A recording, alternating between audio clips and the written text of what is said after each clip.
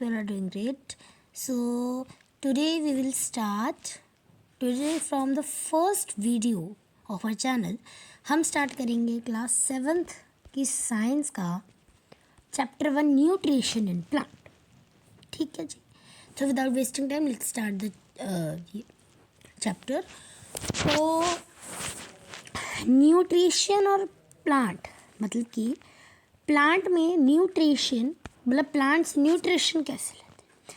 अब न्यूट्रिशन क्या होता है? न्यूट्रिशन होता है न्यूट्रिएंट्स लेना, यानी कि पोषण तत्व लेना.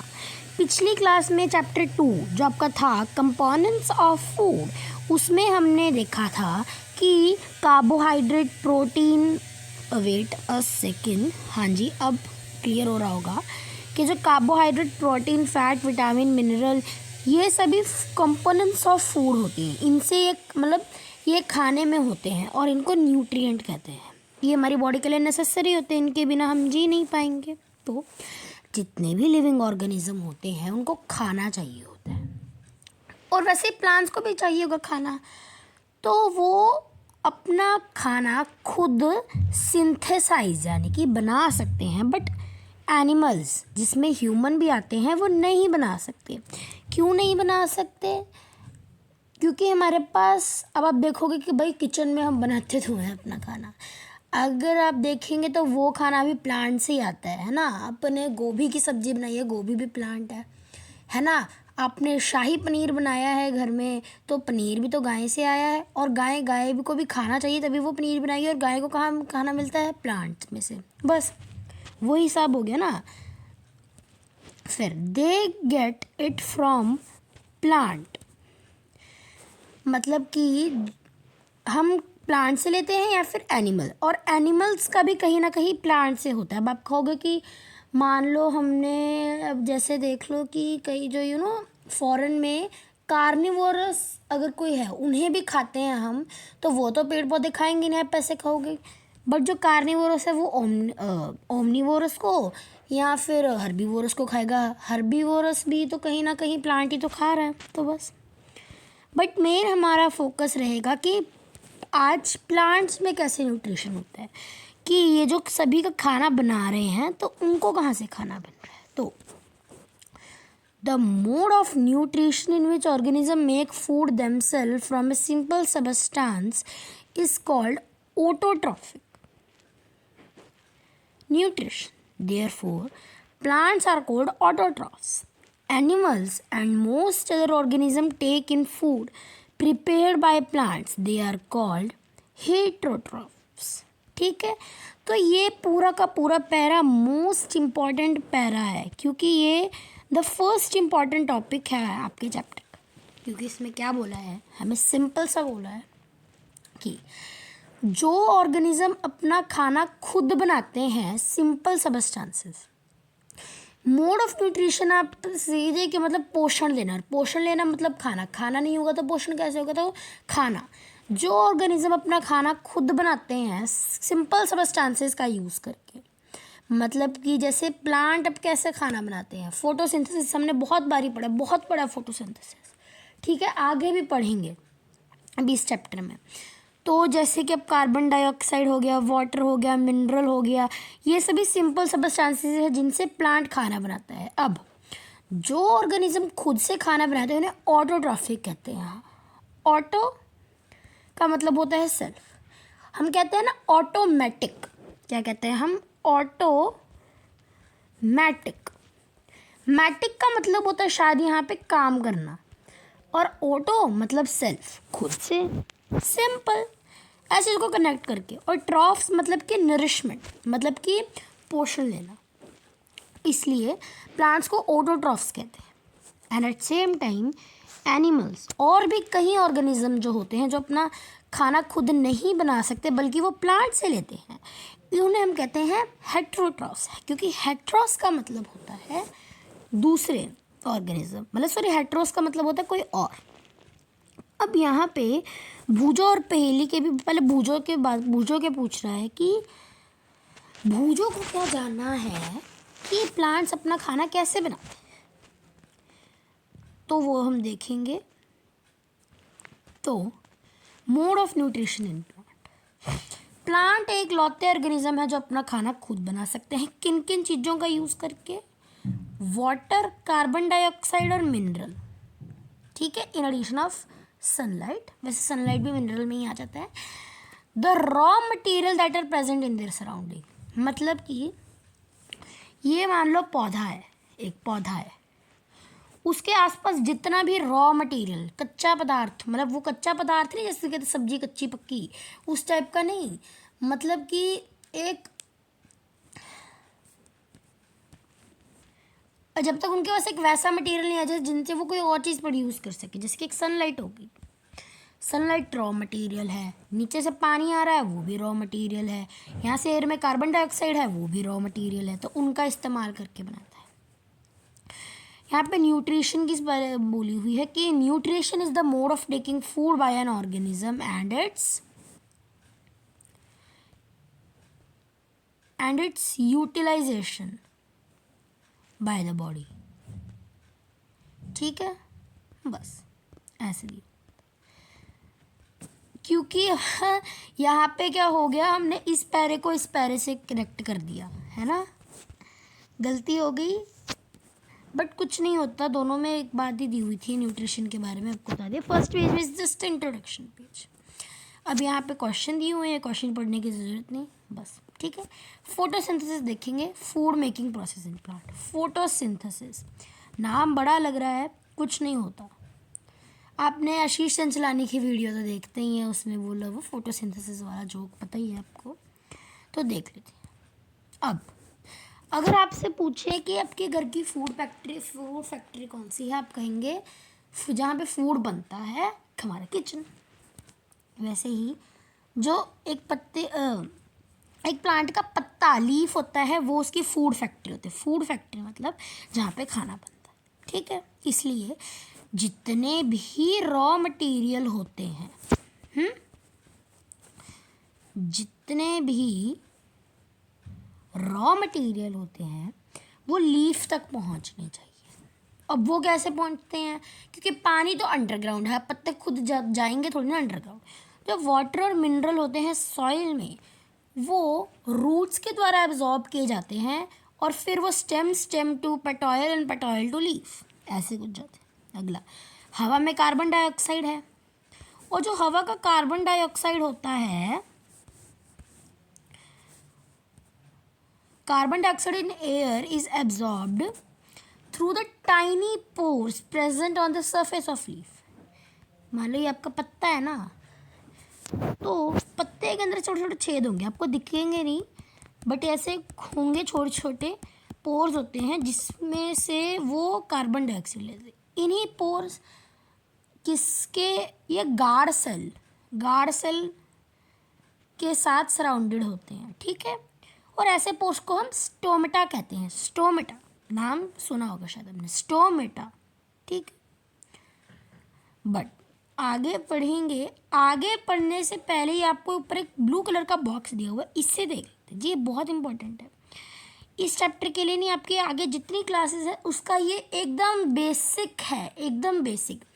8th क्लास के आपको इसके रिलेटेड एक चैप्टर भी आने वाला है, दैट इज सेल। सेल के अराउंड ही पूरी कहानी घूम रही है। आप देखो सेल होता क्या है। अगर मैं सोचूं कि आप किसके बने हो, एक नॉर्मल ह्यूमन बॉडी ले लें, ठीक है, एक नॉर्मल ह्यूमन बॉडी ले लें, उसमें सबसे पहले ऊपर स्किन होगी, है ना, फिर मसल होंगे, मसल के अंदर फिर स्केलेटन होगा, उस स्केलेटन के आसपास ऑर्गन होंगे। ऑर्गन किसके बने होते हैं? ऑर्गन मतलब टिश्यू के। टिश्यू पेपर नहीं जो आप रेस्टोरेंट्स में देखते हो, टिश्यू मतलब कि होता है आपकी बॉडी में भी एक प्रकार का टिश्यू होता है जिससे ऑर्गेनिज्म के ऑर्गन बनते हैं, और वो टिश्यू सेल से बनता है। सेल क्या है? आपने देखा घर बनता हुआ, उसमें कैसे होता है, एक ईंट यहाँ रखी, एक ईंट यहाँ रखी, एक ईंट यहाँ रखी, एक ईंट एक ईंट एक ईंट, ऐसे ईंट ईंट करते हुए पूरा घर बन जाता है। वैसे ही लिविंग ऑर्गेनिज्म के अंदर भी ऐसे ही यूनिट होती हैं। जैसे कि सेल ऐसे नहीं कि एक सेल यहाँ पे पटका ये सिर बन गया, एक सेल यहाँ पे रखा यहाँ आम बन गई, नहीं, छोटे छोटे सेल्स मिलकर पहले एक टिश्यू बनाते हैं, टिश्यू से ऑर्गन बनता है, ठीक है। वैसे तो ये अगर हम कह देंगे कि एक घर की शुरुआत ही ईंट से होती है, ईंट से बाकी चीज़ें बनती हैं, तो ईंट सबसे छोटी नहीं हुई, सबसे ज़्यादा छोटी फॉर्मेटिव चीज़, सबसे छोटी इकाई हुई वो, तो वैसे ही सेल होता है। हमारी बॉडी एक लिविंग ऑर्गेनिज्म की ये छोटी छोटी यूनिट से बनी होती है सेल। अब सेल आप क्यों नहीं देख पा रहे, ये माइक्रोस्कोप के अंदर देखनी होती है, ऐसे नेकड आइज से नहीं देख सकते, ठीक है। वही बात, cell can be seen only under microscope. अगला, अब अगर आप देखोगे कि एक इंसान में कितने सेल होते हैं, तो कितने सेल होते हैं ह्यूमन बॉडी में, ऐसे गिनती तो नहीं की बट फिर भी यहाँ पे मिलियंस और ट्रिलियंस नंबर ऑफ सेल होते हैं। बिलियंस, ट्रिलियंस, बिलियन कितना होता है, बिलियन होता है 1000 मिलियन, और एक ट्रिलियन होता है 1000 बिलियन। देखो कितना ही बड़ी अमाउंट है ना, बहुत होते हैं सेल, ठीक है। बट वहीं कई ऑर्गेनिज्म ऐसे भी होते हैं जो सिर्फ एक सेल से बनते हैं, जो सिर्फ एक सेल से बनते हैं, जैसे कि एमीबा, पैरामीशियम, उनके बारे में भी हम पढ़ेंगे नेक्स्ट चैप्टर में, इसके अगले चैप्टर में उनके बारे में जिक्र है, ठीक है। तो वही बात। अगला, अब ये सेल का स्ट्रक्चर जान लेते हैं। तो ये पूरा ही बॉक्स इम्पॉर्टेंट है आपका, बट मेन कंटेंट यहाँ से शुरू होता है। अब ये देखो, ये देखो एक बारी ना, मैं इसे एकदम छोटू कर देते हैं। ये एक सिंपल सा सेल है। आप इसमें क्या क्या नोटिस कर रहे हो, एक यहाँ पे काले काले डॉट से बने हुए हैं, एक बीच में कुछ गोल गोल सा है ना, येलो येलो सा है अंदर। एंड देखो और भी बताते हैं हम आपको, ये बीच में जो है ना येलो येलो सा, इसे हम कहते हैं न्यूक्लियस, न्यूक्लियर, सॉरी न्यूक्लियर नहीं, न्यूक्लियस। कैसे मत कहना दीदी सेल के अंदर न्यूक्लियर बॉम्ब होता है, नहीं, न्यूक्लियस, ठीक है। ये एक स्फेरिकल स्ट्रक्चर होता है जिसको न्यूक्लियस कहते हैं। अब ये ब्लैक ब्लैक सा क्या है इसके आसपास, ये बेटा ब्लैक ब्लैक सा असल में एक जेली टाइप होता है, और ये जेली को हम कहते हैं साइटोप्लाज्म, साइटोप्लाज्म, ठीक है। और ये आसपास अगर आप देखोगे तो ये एक प्रोटेक्टिव कवरिंग तो कह नहीं सकते, but this is just a boundary, एक सेल की बाउंड्री होती है उसकी, सेल मेम्ब्रेन, ठीक है। याद रखो, न्यूक्लियस एकदम सेंटर पे, साइटोप्लाज्म उसके आसपास, और सेल मेम्ब्रेन उसकी बाउंड्री, ठीक है। अब जैसे आप देख सकते हो, मान लो ये एक कंट्री है, पता है किस एंगल से कंट्री नहीं लग रही, बट देख ये क्या है, यहाँ पे है कंट्री का बॉर्डर यानी कि सेल मेम्ब्रेन, यहाँ पे कंट्री के लोग रहते हैं, दैट इज साइटोप्लाज्म, ठीक है। और यहाँ पे मेन सरकार है एकदम सेंटर पे, दिस इज न्यूक्लियस, सीधा सा। अब नेक्स्ट, अब भूजो का एक और क्वेश्चन है, क्या पूछता है कि भूजो को ये पता करना है कि वाटर और मिनरल रूट्स में होता है। ये देखो, ये रही रूट्स और ये रहा पत्ता, इतना डिस्टेंस कवर कैसे करता है ये भूजो पहले के मन में ढेर सारे सवाल है, एक एक करके जानेंगे, ठीक है। अब देखो, ये जो वाटर और मिनरल होते हैं ये लीफ तक पहुंचते हैं वेसल्स में से, जो एक पाइप, हमारे सॉरी पिछली क्लास में आपकी वीडियो रह गई थी बिकॉज ऑफ सम कुछ हो गया था। बिना टाइम वेस्ट किए दोबारा से वहाँ से शुरू करते हैं। स्टेम के बारे में बात कर रहे थे। मान लो ये रही आपकी स्टेम, ठीक है। ये स्टेम आपकी, मान लो ये रही, यहाँ पे रूट्स हैं, ठीक है। यहाँ पे पानी है, पानी रूट्स में पहुँचेगा, रूट्स के अंदर और पाइपिंग होती है जो सीधा स्टेम पे। अब आपकी स्टेम में भी और पाइप्स होती हैं जो देन आगे आपका पहुंचाती है यहाँ पे, देन यहाँ पे ढेर सारी ब्रांचेस होती हैं, ब्रांचेस पत्तियों में पहुंचाती है, बहुत लंबा एक कनेक्शन टाइप होता है, ठीक है। ये एक पूरा का पूरा रास्ता बना देती है न्यूट्रिएंट यहाँ से वहाँ पहुँचाने के लिए, इन्हें वेसल्स कहते हैं, वेसल्स, ये जो पाइप्स होती हैं। इनके बारे में चैप्टर 11 में पढ़ेंगे, ठीक है। That is also related to the transportation of materials. अब पहेली को क्या जानना है, पहेली को जानना है कि what is special about the leaf that they can synthesise food but not other part of plant can not. क्या पूछ रही है कि पत्तियों में ऐसा क्या खास है जो दूसरे में और दूसरे पार्ट्स में नहीं है कि वो खाना बना सके। वही तो देखेंगे, वही तो स्पेशल बात है। क्या है, पत्तियों में ना एक ग्रीन कलर का पिगमेंट होता है, एक हरे रंग का पिगमेंट। जैसे हमारे खून में रेड कलर का पिगमेंट होता है ना, क्या कहते हैं उसे, हेमोग्लोबिन। वैसे ही पत्तियों में हरे रंग का पिगमेंट होता है जो कि कहते हैं क्लोरोफिल। क्लोरोफिल, CHLOROPHYLL,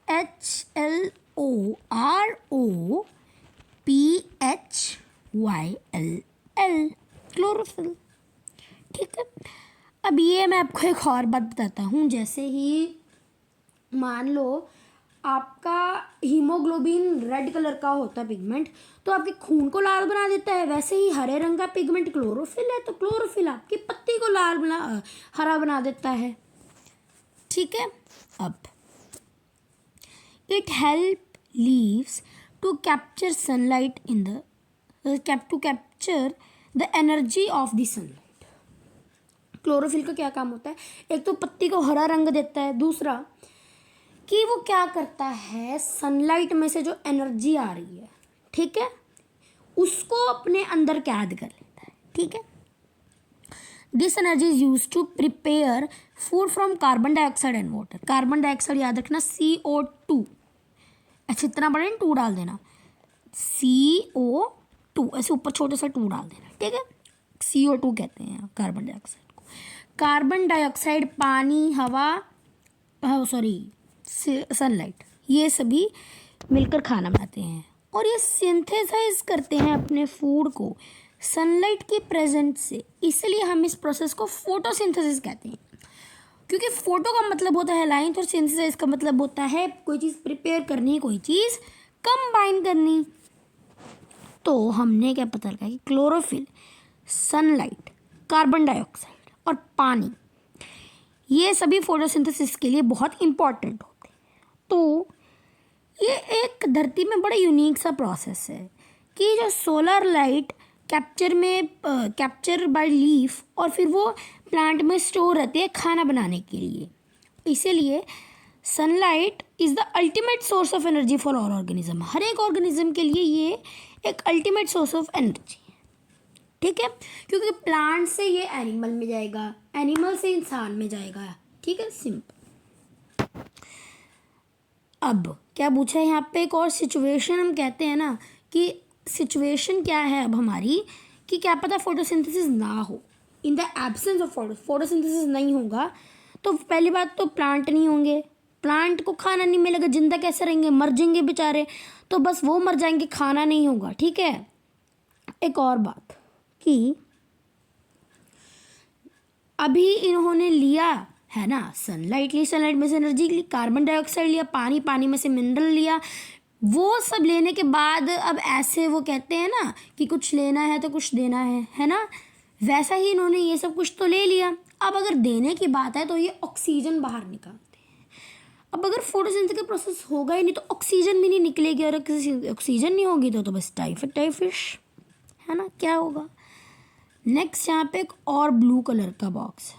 अब यहाँ पे भी एक और चीज़ बताइए कि पत्तियों के अलावा भी फोटोसिंथेसिस प्लांट में होता है। अब कैसे, आप देखो, कैक्टस देखा है आपने, कैक्टस, हमने ये पिछली क्लास में अच्छे से स्टडी किया है ये टॉपिक को कि जो कैक्टस होता है आपका, है ना, कैक्टस होता है, ये कैक्टस के अंदर तो पत्तियां हैं ही नहीं, फिर ये भी जिंदा कैसे रहता होगा, वही तो बात है। इसका जो ग्रीन कलर का ब्रॉड पार्ट होता है ना, स्पाइंस छोड़ो, ग्रीन कलर का जो सिर्फ पार्ट होता है वो बनाता है, वो ग्रीन कलर का होता है। मैंने आपको पहले क्या बताया था, क्लोरोफिल ग्रीन कलर देता है, समझ रहे हो कनेक्शन। उसमें मतलब कि वो जो ग्रीन पार्ट में भी क्लोरोफिल होता है, इसलिए वो खाना बना सकता है। कनेक्शन समझा करो, science is all about magic and connections, ठीक है। पत्तियों के अलावा फोटोसिंथेसिस इसी प्लांट के दूसरे हरे पार्ट में भी, जैसे कि स्टेम में, ब्रांच में भी ले सकते हैं।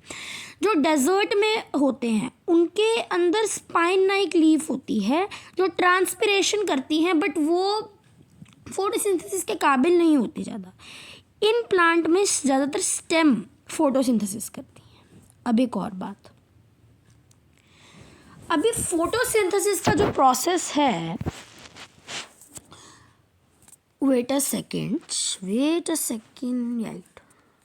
फोटोसिंथेसिस क्लोरोफिल सेल में होता है, और सनलाइट का जब होगा तो कार्बन डाइऑक्साइड और वाटर भी सिंथेसाइज होगा, और ये सिंथेसाइज होकर के कार्बोहाइड्रेट बन जाएगा। कार्बोहाइड्रेट हमने पढ़ा है, तो इस प्रोसेस को भी हम एक इक्वेशन के रूप में दे सकते हैं, दैट इज दिस, कि पूरे प्रोसेस को हम एक सिंपल सी ऐसी इक्वेशन में भी दे सकते हैं। अब देखो, याद करो क्या क्या यूज, कार्बन डाइऑक्साइड यूज होता है, पानी यूज होता है, ठीक है, और ये सब, रुको प्लीज वेट, ये अब देखो कार्बन डाइऑक्साइड, तो अगर हम इसका प्रॉपर एक लुक देखें तो दैट इज लाइक कि कार्बन डाइऑक्साइड तो CO2 plus H2O, energy, chlorophyll, sunlight, C6H12O2 plus O2, C6H12O2 मतलब कि फूड, ये फूड भी हो सकता है एंड आपका कार्बन डाइऑक्साइड भी एज हो सकता है। अब क्या कि स्टार्च रिलीज करती हैं, ठीक है, बेसिक स्टार्च, कार्बोहाइड्रेट भी प्रकार के होते हैं, फ्रुक्टोज, स्टार्च वगैरह, शुगर। बस अब बूझो का सवाल है, वेस्टर्न साइड में अगर आपने मूवीज वगैरह में भी देखा होगा कि पत्तियों का कलर और भी होता है, लाइक रेड, वायलेट, ब्राउन, तो क्या वो भी फोटोसिंथेसिस करते हैं? क्योंकि तो क्लोरोफिल ग्रीन कलर में होता है। अनलाइक एक्टिविटी 1.1 में क्या बोला है, आपने 2 पॉटेड प्लांट्स लेने हैं 2 सेम काइंड के आपको प्लांट्स लेने हैं। उनको आपने एक डार्क कमरे में रख देना है या फिर एक काले रंग के बॉक्स में रख देना है फॉर 72 आवर्स के लिए, और एक प्लांट को आपने धूप में रख देना है। इनके ऊपर अब आयोडीन टेस्ट करना है। हमने पिछली क्लास में किया था ना आयोडीन टेस्ट, अब उसका हमने रिकॉर्ड बनाना है। जो लीव्स पॉट में रखी थी, जिसे हमने डार्क में रखा था सनलाइट में, इनके ऊपर आयोडीन टेस्ट करो दोनों पे, ठीक है। The leaves other than green also have chlorophyll, इनमें भी होता है क्लोरोफिल, ऐसे नहीं कि नहीं होता है इनमें क्लोरोफिल। बट प्रॉब्लम क्या होती है इनमें, आप देखोगे तो, अगर आप देखोगे तो क्लोरोफिल जो होता है ना, that is a green pigment, but ये जो कलर की लीफ होती हैं इनमें रेड पिगमेंट ज़्यादा होता है। क्लोरोफिल भी होता है बट रेड किसी और कलर के पिगमेंट के अमाउंट ज़्यादा होने के कारण उनका रंग भी बदल जाता है, सिंपल। अब एक और बात,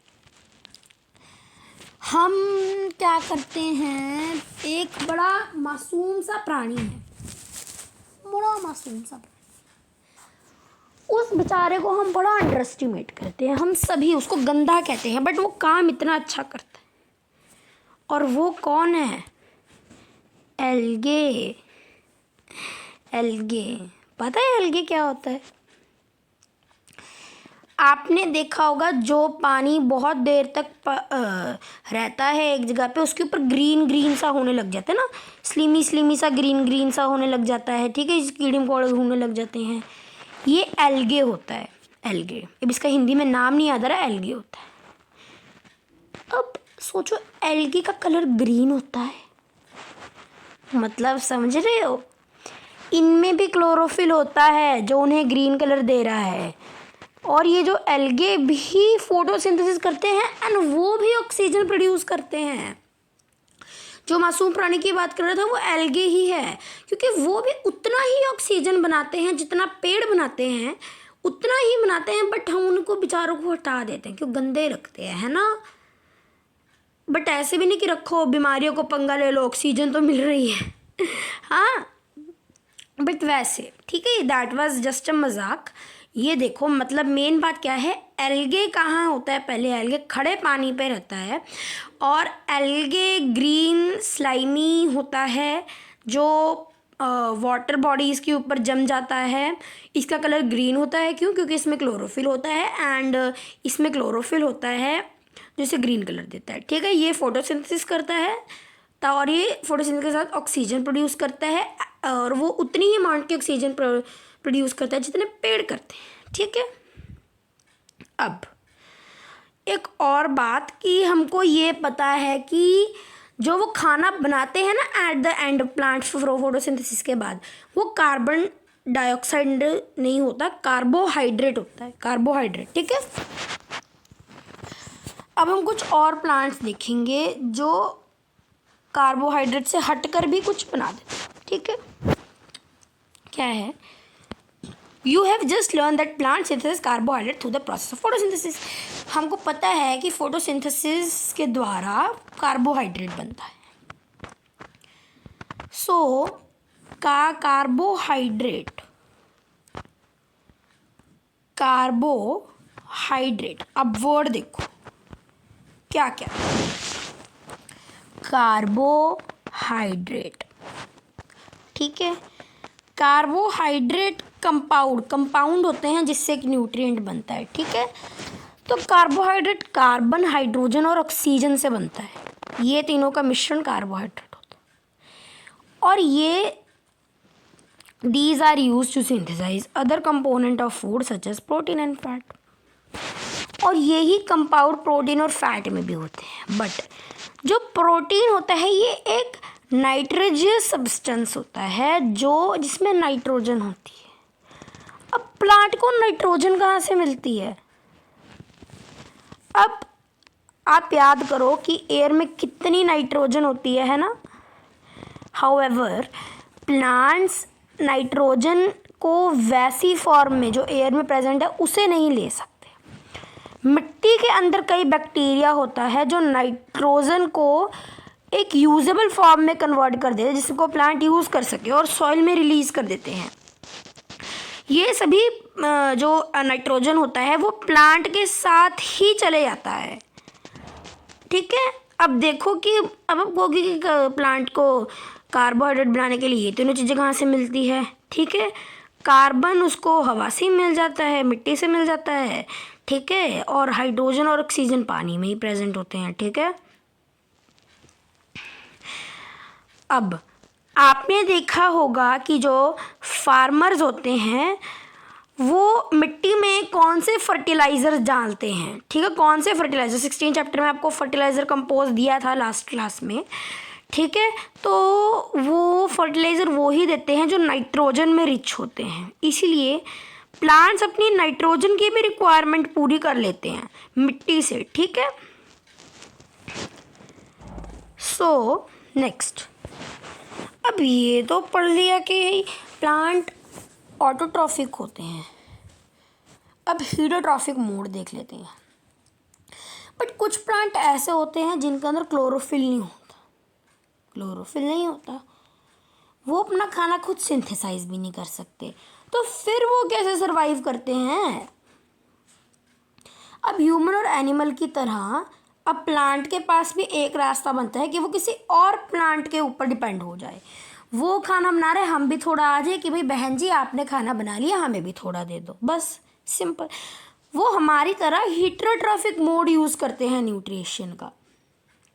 अब यहाँ पे 1.5 फिगर देखो, ये इसमें आप क्या देख सकते हो, अच्छा खासा ग्रीन प्लांट में ये क्या है, येलो सा एल्गे, अरे एल्गे ग्रीन कलर का होता है ये क्या है, ये अमरबेल है, कस्कत्ता अमरबेल, ठीक है। इसमें जो येलो देख रहे हो ये कसकत्ता, कसकत्ता या फिर अमरबेल, ये हम इसको कहते हैं इस प्लांट को। अभी येलो है, इसका मतलब इसमें क्लोरोफिल तो होगा नहीं, ठीक है। इसीलिए ये जो जिस प्लांट पे ये चढ़ा है उससे ही रेडीमेड फूड ले लेते हैं इसके ऊपर चढ़ के। और ये जो प्लांट जिस पे वो चढ़ते हैं वो होस्ट होता है, होस्ट। जिस प्लांट पे चढ़ रहे हैं वो होस्ट होता है, और ये जो प्लांट है ये हेटरोट्रॉफिक वे ऑफ न्यूट्रिशन कर रहा है। अब आप में से शायद कई बच्चों ने वेनम मूवी देखी होगी, वेनम मूवी है ना, वेनम। वेनम मूवी में क्या होता है, सिम्बायोट क्या करता है, अपने एक आदमी पे चढ़ जाता है और बस वो फिर उसकी नीड्स पे डिपेंड होता है। वैसे ही ये है, मान लो ये येलो येलो सा वेनम है और ये आदमी है, ये उसके ऊपर चढ़ गया, अंदर से इसकी नीड्स ले रहा है। समझ आ गया आपको दूसरे मूवी से भी। अब एक और बात, कसकत्ता को हम पैरासाइट कहते हैं, पैरासाइट, ओके। अब क्या हम और दूसरे एनिमल में पैरासाइट है, क्यों? क्योंकि वो अगर पैरासाइट है तो हम भी पैरासाइट होने चाहिए, क्योंकि हम दोनों सेम वे ऑफ न्यूट्रिशन कर रहे हैं। अभी आप अपने टीचर से जाके बात करना, ठीक है, आपके स्कूल टीचर से जाके। अब क्या है, पहेली को क्या जानना है कि जो मस्कीटो, बेड बग्स, लाइस, लीच होते हैं, ये हमारा भी खून पीते हैं और हमारे खून में भी न्यूट्रिशन होता है, तो वो भी पैरासाइट होते हैं, ठीक है। अब आपने देखा है या फिर सुना है कि प्लांट में जो एनिमल को खाते हैं, सुना है? ये तो देखा है कि एक एनिमल ने प्लांट को खाया, बट क्या प्लांट ने एनिमल को खाया, ऐसा सुना है?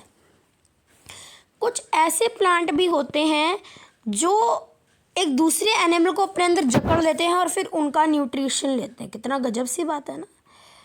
तो यहाँ पे अभी हम 3 चीज़ों के बारे में पढ़ रहे हैं, ठीक है, कि ऑटोट्रॉफिक, हेटरोट्रॉफिक, और अब हम ये एक नई चीज़ देखेंगे। पहले में प्लांट खुद बना रहा है, दूसरे में प्लांट ही प्लांट पे चढ़ के खाना बना रहा है, खाना बना रहा है, खाना ले रहे हैं, और तीसरे में प्लांट एनिमल से खाना ले रहा है। ये तो उल्टा हो गया। अब मज़ा आएगा ना। अब देखो, ऐसे प्लांट का कलर ग्रीन भी हो सकता है या फिर कोई और भी हो सकता है। अब ये देखो, ये इस प्लांट को हम कहते हैं पिक्चर प्लांट। पिक्चर क्या होता है? वो तस्वीर वाली पिक्चर नहीं, पिक्चर का मतलब होता है कोई घड़ा। ये पिक्चर जैसे ही दिख रहे हैं ना, बस। ये एक मॉडिफाइड पार्ट ऑफ लीफ है, ये भी एक टाइप की लीफ है बट थोड़ी मॉडिफाइड है ये, ठीक है। लीड, ये इसका जो एपेक्स होता है ये एक लिड बना हुआ है। अब मैं आपको क्या बताता हूँ, अब इनके अंदर क्या होता है कि इनमें से आती है अच्छी अच्छी खुशबू, बहुत अच्छी खुशबू होती है, जिससे बेचारे भोले भाले इंसेक्ट अट्रैक्टेड हो जाते हैं। वो कहते हैं अरे वाह वाह देखो वहाँ पे। अब जैसे मान लो आप हो, आपको कहीं से अच्छी खुशबू आ रही है, जलेबी, लड्डू, शाही पनीर, हाँ बिरयानी, है ना, आपका तो मुंह में पानी आना शुरू हो गया होगा। बस इतनी चीज़ों के भाग के जाओगे ना उसकी तरफ, हम भी देखें क्या बन रहा है। मम्मी आप देखते हो यहाँ पे अपना मोबाइल चला रहे हो, वो देख रहे हो, किचन में से ना अच्छी सी चीज़ की स्मेल आती है, फिर मम्मी से जाकर पूछते हो क्या बना है क्या बना है ना। सेम यहाँ पे है। मक्खी क्या कर रही है, मक्खी अभी यहाँ पे देख रही है, अरे वाह यहाँ पे तो बड़ी अच्छी स्मेल आ रही है, फिर वो देखती है इसके अंदर क्या है। अब आप कुएं में ऐसे देखोगे, पता चल रहा है कुएं में क्या है, तो वो थोड़ा उसके और अंदर जाता है। जैसे ही वो उसके अंदर जाता है, उसके ऊपर ढक्कन होता है वो बंद हो जाता है और बस वो बेचारी कैद हो जाती है, बेचारी सी। फिर ये प्लांट उसमें से सारा न्यूट्रिएंट चूस लेता है और खुद ले लेता है अपने अंदर। और ऐसे ही इंसेक्ट ईटिंग प्लांट्स को हम इंसेक्टिवोरस प्लांट कहते हैं। इंसेक्टिवोरस हम क्या देखते हैं, वो होता है ना एक हर्बीवोरस, हर्बीवोरस करके होता है ना, पढ़ा हमने हर्बीवोरस, हर्बी वोरस, हर्बी क्या मतलब होता है? हर्बी मतलब कि पेड़ पौधे, वोरस मतलब कि खाना, बस। वैसे ही इंसेक्ट मतलब कीड़े मकोड़े और वोरस मतलब खाना, वो प्लांट जो पौधे खाते हैं, सॉरी वो प्लांट्स जो एनिमल खाते हैं, एनिमल ही इंसेक्ट खाते हैं। अब ये देखो भूजो कंफ्यूज हो रहा है, क्यों? क्योंकि अगर पिक्चर प्लांट ग्रीन है तो वो उसके अंदर क्लोरोफिल भी होगा, वो फोटोसिंथेसिस भी कर सकता होगा, फिर उसको ये इंसेक्ट खाने की क्या जरूरत?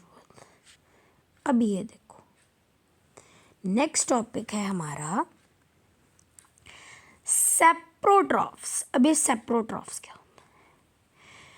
सब्जी मंडी हम सभी जाकर आए हैं, वहाँ पे आपने देखा होगा मशरूम पैक किए होते हैं मार्केट में, और ये fluffy umbrella like patches grown on moist soil or a rooting wood during the rainy season. Let us find out what type of nutrient they need to survive and from where they get packed of mushroom, a mushroom grown in decayed material.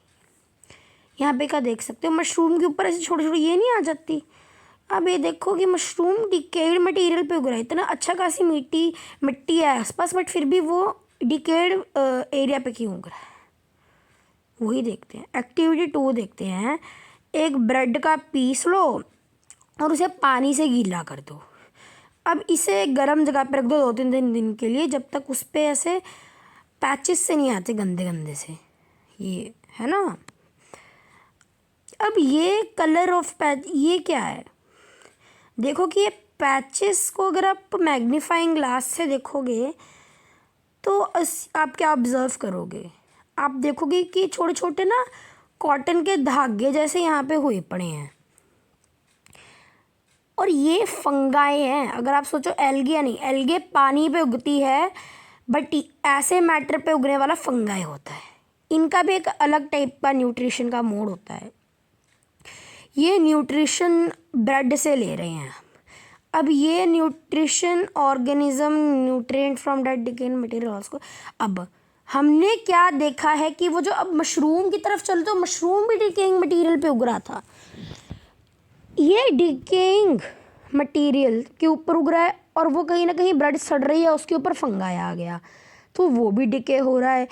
अब वो जो decaying material से लेते हैं वो saprotrophic nutrition होता है। हमने कौन कौन से टाइप के न्यूट्रिशन देख लिए? Autotrophic, heterotrophic, saprotrophic. ऐसे ऑर्गेनिज्म को हम सेप्रोट्रॉफ्स कहते हैं। अब फंगाई अचारों पे भी होता है, लेदर पे भी उगता है, कपड़ों पे भी उगता है, और भी कई चीज़ें जो गर्म और ह्यूमिड जगह पे होती हैं वहाँ पे, इसलिए हमने ब्रेड को पहले थोड़ा भिगोया था। रेनी सीजन में भी आपने बहुत ज़्यादा रेनी सीजन में ही दिखता है। अब अपने पेरेंट्स को पूछो, वो आपको ज़्यादा बताएंगे कुछ। ये फंगल स्पोर्स जो होते हैं ये ज़्यादातर हवा में होते हैं, ठीक है, और गीली चीज़ों में होते हैं। अब हम और चीज़ें देखते हैं। उससे पहले यहाँ पे पहेली भूजो बहुत कुछ कह रहे थे। भूजो want to know how this organism acquire nutrient, do they not have mouths like animals, do they are not green plant, वगैरह वगैरह। बस वही बात है जो हमने समझा दी, ठीक है। अगला Paheli is keen to know whether her beautiful shoes which she wore on special occasion were spoiled by fungi during rainy season. She want to know how fungi appear suddenly in rainy season, ठीक है। Next क्या है? भूजो ने एक दिन अपने दादा को बोला कि वीट फील्ड में बहुत सारी फंगस लग गई है, उनको जानना है कि क्या फंगाई डिजीज़ेस भी बांटती हैं। पहेली ने उससे बोला कि कई सारी फंगाई जैसे कि यीस्ट ऑफ मशरूम या यूज़फुल भी होती हैं, बट कई फंगाई डिजीज़ेस भी बनाती हैं, और कई फंगाई मेडिसिन में भी यूज़ होती हैं। सिंपल। अब नेक्स्ट, अब हम एक और टॉपिक है सिम्बायोसिस।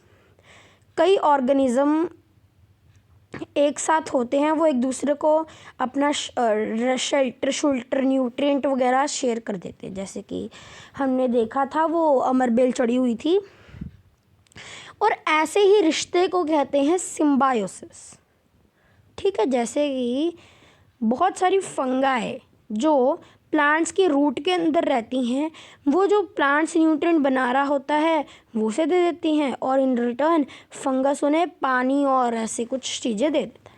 अब एक और चीज़ होते हैं अब एक ऑर्गेनिज्म होता है लीन्स। इन ऑर्गेनिज्म को लीन्स एक ऑर्गेनिज्म होता है, ये एक chlorophyll containing partner which is an alga and a fungus live together. Lichens में एक क्लोरोफिल कंटेनिंग पार्टनर होता है जिसमें अलगा और फंगस होती है। ये फंगस उन्हें शेल्टर प्रोवाइड करती है, पानी प्रोवाइड करती है, मिनरल फॉग प्रोवाइड करता है, और इन रिटर्न जो अलगा होती है वो उसे खाना बना के दे देती है।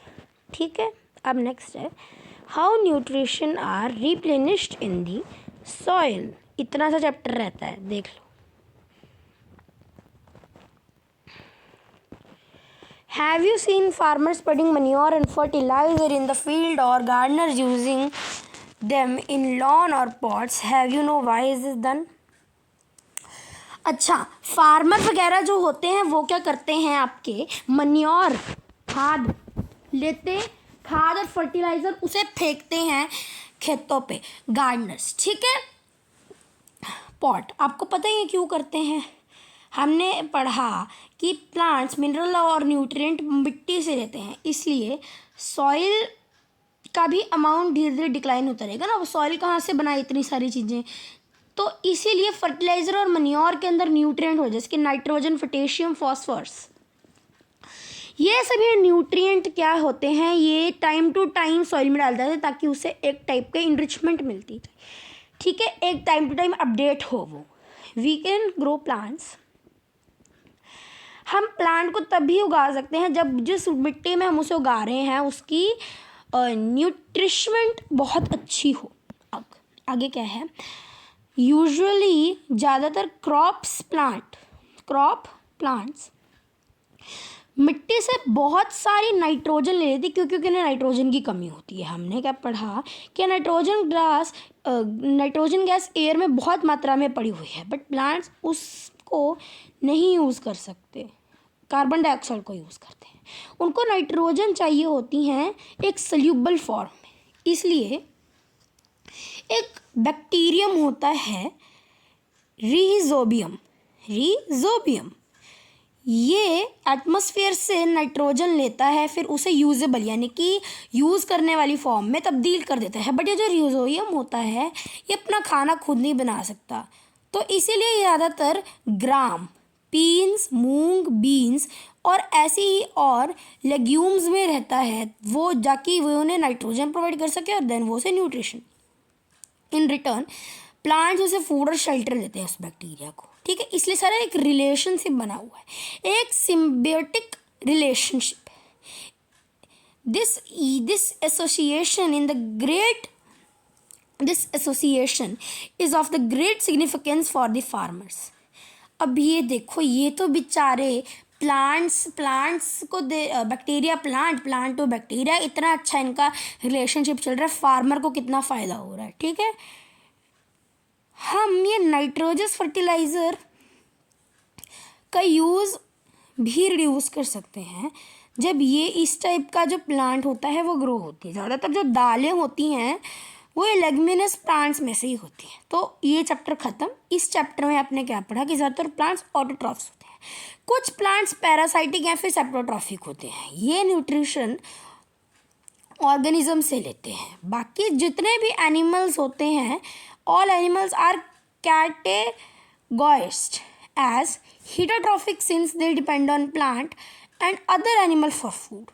We can say that insectivorous plant are partial heterotrophs. मतलब कि अब यहाँ पे एक बात है, heterotrophs क्या करते हैं, heterotrophs किसी और प्लांट्स के ऊपर चढ़ जाते हैं ताकि वो उनसे न्यूट्रिशन ले सकते हैं। इंसेक्टिवोरस किसी और इंसेक्ट को अपने अंदर ले लेता है ताकि वो उससे न्यूट्रिशन करे। काम तो वही हो रहा है ना, सेम, इसलिए हम ये कह सकते हैं कि इंसेक्टिवोरस हेटेरोट्रॉफिक्स हैं। That was for today.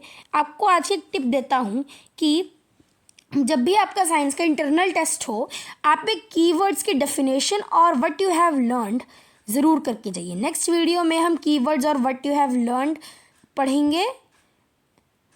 That's all, thank you.